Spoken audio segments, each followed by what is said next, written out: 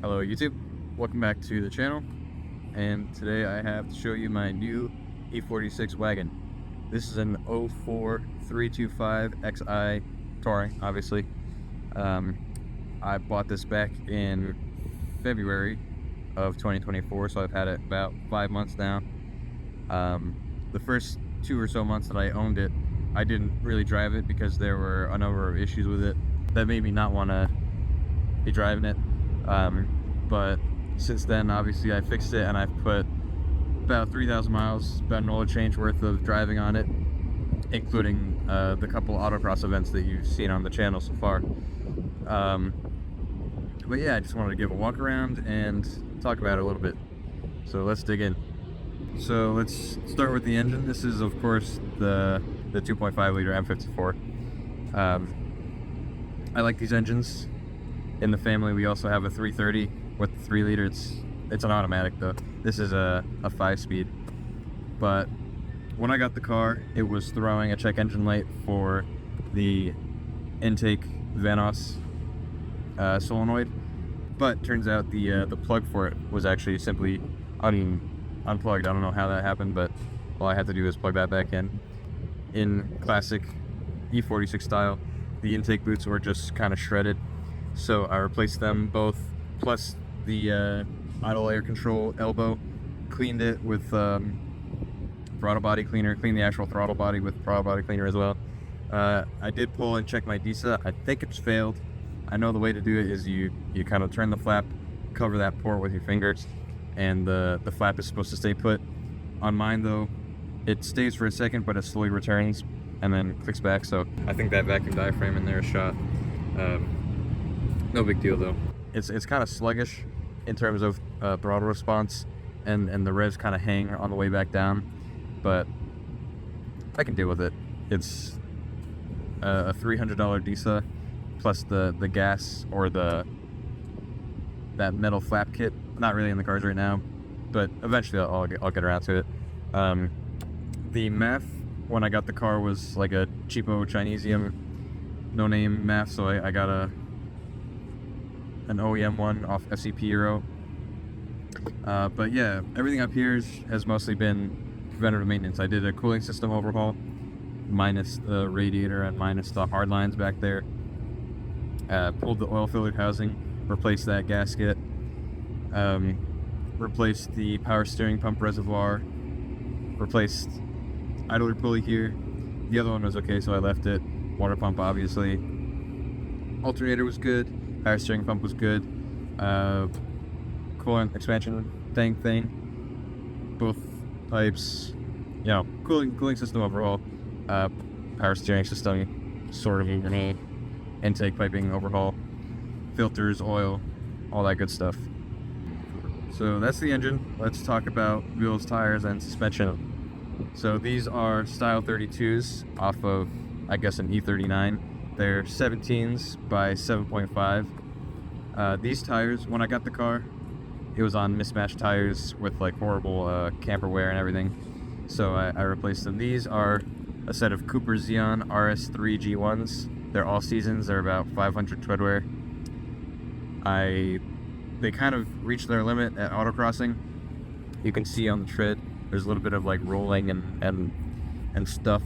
I'm still dialing my tire pressures. I'm obviously not a professional. I don't know what I'm doing. I'm just learning as I go.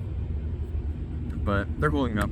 In terms of suspension, I'd have, let's see if I can get you in there. So they're Rev 9 Hyper Street or Hyper Sport 2s or something like that, just like cheapo eBay spec. They got adjustable shocks, kind of crappy camber plates, whatever. I'm running, I think, about 2.5 degrees of negative in the front, about 1.5 negative in the rear. To be honest, I think I want to raise it because although I love how it looks low, yeah, I'll come over here. You can see that the axle angle is pretty steep, which I don't think is a very good thing, but there is sometimes a vibration under acceleration. I don't know. I know it's not the center support bearing because I replaced it. That was bad when I got the car. And while I was under there, I also replaced the front drive shaft because it was shot, and as we know, the U-joints are not serviceable, so that had to be replaced as well while I was in there. But yeah, transmission, transfer case, and both differentials fluids were drained and replaced. I did not use Redline D4 ATF, whatever that stuff is. I just used my own concoction of stuff. Maybe I'll put it in if I can remember or find it.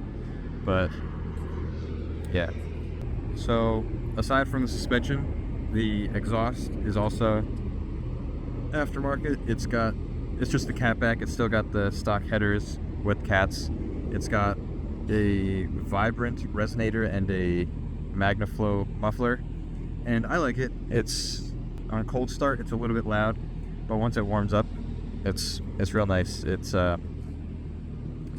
pops and burbles a little bit on diesel. I'm a big fan of it. In terms of problems, what's left? Obviously, this car being originally a Pennsylvania car and then a Massachusetts car, it's got some weight reduction going on in many places. Obviously the paint is no good, but that doesn't bother me too much. There's a little bit of a ding on this rear door here, not a huge deal, but the rust is pretty much everywhere on this thing, all the way around, underneath the rockers as well. I don't know if I'll ever get around to doing anything about that, but right now it's just kind of my track beater. It's my pickup truck, my commuter, my race car. This thing wears many hats, but it's pretty fun. It's a lot of fun, actually. I'm a big fan of it. When I got it, obviously the dash was lit up like a Christmas tree in classic E46 fashion. The trifecta. Sorry, we're right across from Boston Logan International, but the trifecta was lit up. The DSC brake and ABS lights were on. I was a little bit worried that it would be the ABS module because, as we know, that's like expensive and hard to find and blah blah blah. But thankfully, two front wheel speed sensors off of Rock Auto, like $30 each, that fixed the problem. Miraculously, this thing actually passed inspection, state inspection in New Jersey. Not that it's a tough inspection or anything, but when I bought the car, the previous owner said that this shock was blown, but turns out that was just a miscommunication. Let me see if I can get it down here for you. That bolt there, as you can see, it's a bolt and a nut. It's not supposed to be. It's normally just a bolt that threads right into the the knuckle. But yeah, at some point in this car's life, those threads on the knuckle were stripped out, and when I bought the car, there was like a M8 bolt or something in there, which is like clearly not nearly enough. So that was just kind of jangling around, and that's the sound that the guy said was blown shock. So I replaced that with like that's either an M10 or an M12. It fills the gap all the way, so no more clunking, and I torque it down to like 80 or something, which is good enough. Another problem that existed when I got the car, sorry that it's such a mess. Like I said, this thing is like my pickup truck and my daily commuter. But when I got the car, this hinge was broken, like disconnected. So there's only one hinge for the rear hatch. And it was so misaligned you could like stick your hand in there. It was pretty bad. I replaced it, but obviously, as you can see, it's something's still not right. Whether I replaced it wrong or there's some kind of adjustment that I have to do. I don't know, but at least it doesn't leak water anymore, which was the primary concern, is just getting it not leaky anymore. And speaking of leaks, whenever it rains, my glove compartment, my glove box, fills up with water. Now, I'm not sure if that's windshield related because there's a whole lot of sealant going on here. This is all previous owner stuff, or if it's just the classic sunroof drains that are clogged. When it rains, I do notice that these trim pieces, the cloth actually ends up getting wet. You can see that they're peeling, and I have a feeling that's due to years of being soaked. Both sides are like that.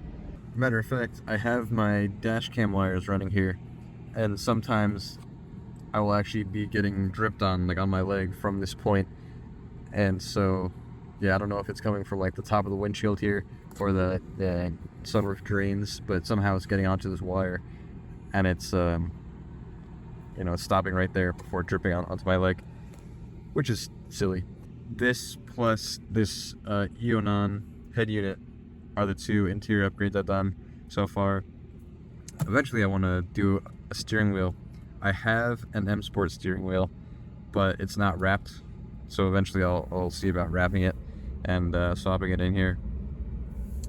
This is a little bit cheesy. Obviously this is not an M car, but the boot and the shift knob were, I mean, like I said, this thing has over 200,000 miles, and it showed in these two spots particularly. So I replaced the boots, these kind of cool matching ones, and the shift knob, this lights up, which, like I said, is cheesy, but it's fun. So yeah, this video was probably jumping all over the place, so sorry for that. Plus, obviously, the car is a mess. Apologies. But yeah, I just wanted to give you a little walk around and talk around the new race car. I probably forgot to say half of what I meant to, but I'll probably make some kind of update video in the future or something like that. If I ever do end up modifying this car, which I plan to. I'd like to do, a sway bar, some kind of seat, some kind of like racing seat with harness, better tires, obviously. There's a couple things on the list, and if I ever get around to doing them, I'll see if I can record it and post it. But yeah, that's the Woosta wagon. So thanks for watching. If you enjoyed, please drop a like or a comment or something like that. Subscribe if you feel like it, and stay tuned for more content with this thing. More autocross content to come.